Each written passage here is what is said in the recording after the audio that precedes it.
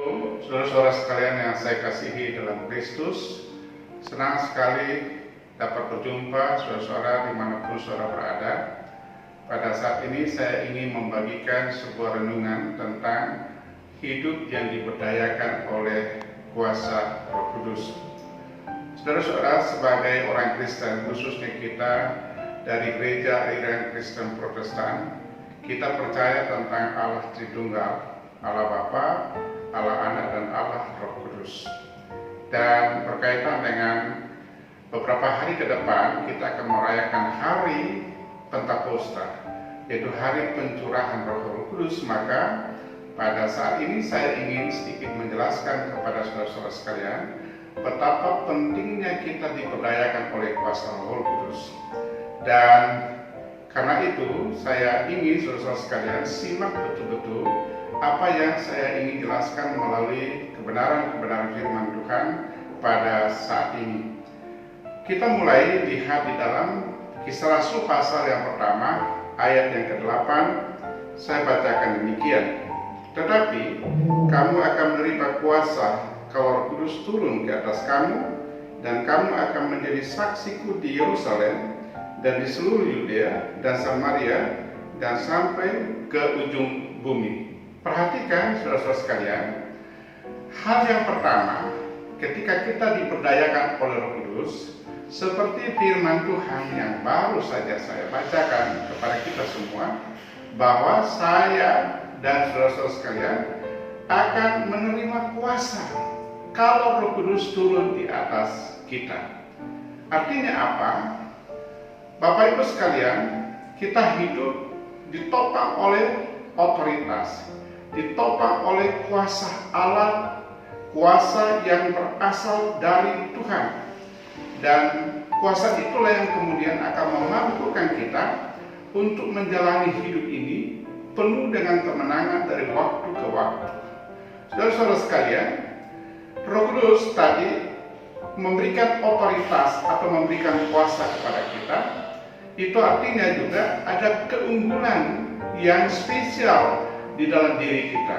Dan ini kemudian akan menolong kita untuk hadir di tengah-tengah kehidupan bersama dengan keluarga, gereja, masyarakat, dan bahkan bangsa-bangsa untuk menjadi berkat atau sarana berkat Tuhan atau mediator berkat Tuhan kepada sesama kita dan lingkungan kita. Kenapa?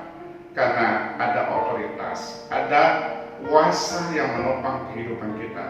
Itulah sebabnya Nabi Zakaria berkata, sesungguhnya dirinya itu bukan oleh kuat dan gagahnya dalam melaksanakan segala sesuatu, tetapi oleh kuat kuasa Roh Kudus.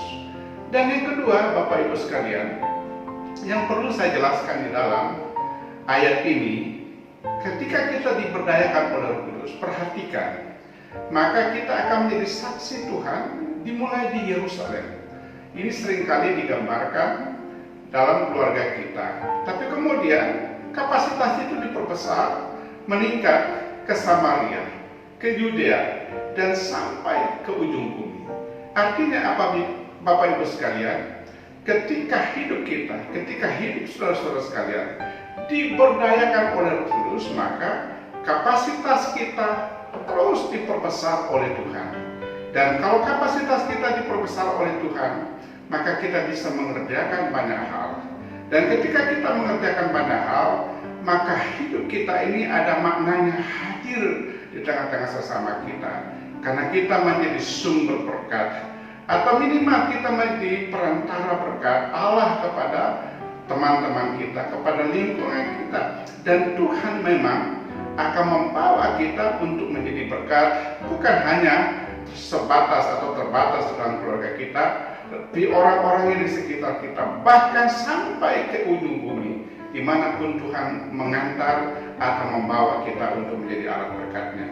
Dan yang ketiga, Bapak Ibu sekalian yang saya kasihi dalam Kristus, perhatikan dalam pasal 4 Kisah Rasul ini, ayat yang ke-13, ketika sidang itu melihat keberanian Petrus dan Yohanes dan mengetahui bahwa keduanya orang biasa yang tidak terpelajar, heranlah mereka dan mereka mengenal keduanya sebagai pengikut Yesus. Lihat, kalau Roh Kudus memberdayakan kita, sekalipun kita orang biasa saja, sama seperti Petrus dan Yohanes, mereka adalah orang-orang biasa, tetapi disaksikan bahwa ketika mereka dipenuhi oleh Roh Kudus, maka mereka menjadi orang yang sangat berani dalam menghadapi situasi hidup seperti sekarang ini. Bapak Ibu sekalian, kita perlu memiliki keberanian. Dan keberanian itu bukan buatan manusia atau bukan buatan kita, tapi keberanian itu yang kita harapkan terjadi dalam diri kita adalah keberanian yang dianugerahkan, yang diberikan oleh Allah melalui kuasa Roh Kudus. Sehingga ketika keberanian itu kita miliki, kita tidak takut menghadapi situasi sulit apapun. Yakinlah, saudara-saudara dan saya pasti keluar sebagai pemenang. Yakinlah, saudara-saudara dan saya pasti menjadi seorang yang diberkati atau berhasil dalam hidup ini. Dan Tuhan menghendaki kita berhasil. Karena kalau kehidupan kita berhasil, kita bisa menjadi berkat atau menjadi rahmat bagi sesama kita. Saudara-saudara sekalian, dan yang keempat, saya ingin menunjukkan kepada saudara sekalian bahwa ketika hidup ini diberdayakan oleh Roh Allah, oleh Roh Kudus, maka kita akan menjadi orang yang cerdas, sama seperti Daniel. Perhatikan dalam Daniel pasal 4 ayat yang ke-9 dikatakan demikian, "Hai Belsasar, kepala orang-orang berilmu, aku tahu bahwa engkau penuh dengan roh para dewa yang kudus, dan bahwa tidak ada rahasia yang sukar bagimu. Sebab itu inilah riwayat penglihatan mimpi yang kudapat. Maka ceritakanlah kepadaku maknanya." Daniel itu adalah satu sosok yang sangat cerdas, tetapi saya tahu kecerdasan Daniel itu karena dia dipenuhi oleh roh para dewa yang kudus. Saudara-saudara sekalian, saya ingin saudara paham betul, bukan berarti bahwa saudara saat ini kemudian pergi ke Gunung Kawi atau ke tempat-tempat keramat lalu minta dewa-dewa di sana untuk segera memenuhi kita dengan roh yang ada pada diri dewa itu. Bukan, tetapi yang dimaksud di sini sebenarnya itu adalah bahwa kita ini seperti Daniel cerdas oleh karena dia dipimpin oleh roh. Nah, karena itu Bapak Ibu sekalian yang saya kasih dalam Kristus, kita butuhkan orang-orang yang cerdas. Karena orang-orang yang cerdas itu pasti mendapatkan hikmat-hikmat yang lebih dari Tuhan. Dan dalam menghadapi hidup yang sulit seperti sekarang ini, khususnya di era COVID-19 ini, kita butuh hikmat dari Tuhan. Sebab kalau kita nggak mendapatkan hikmat, hidup kita ini akan menjadi kacau dan berantakan. Kita tidak tahu kemana arah hidup ini sesungguhnya. Karena itu Bapak Ibu sekalian, dalam masa menuju hari pencurahan Roh Kudus ini, saya mendorong saudara-saudara sekalian untuk menyerahkan hidup sungguh-sungguh kepada Tuhan, kepada Allah Roh Kudus untuk diberdayakan olehnya.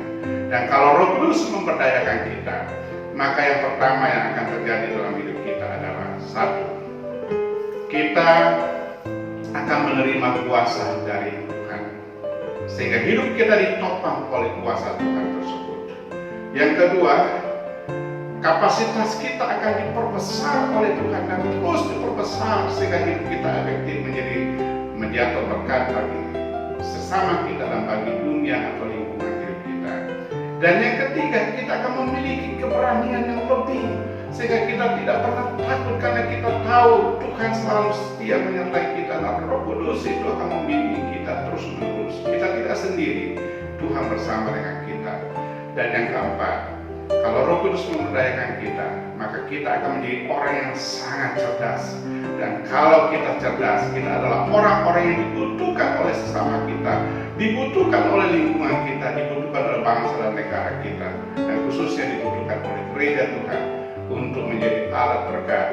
Kiranya Tuhan memberkati saudara-saudara sekalian. Tetap setia di dalam Tuhan dan serahkan diri diberdayakan oleh Roh Kudus. Amin.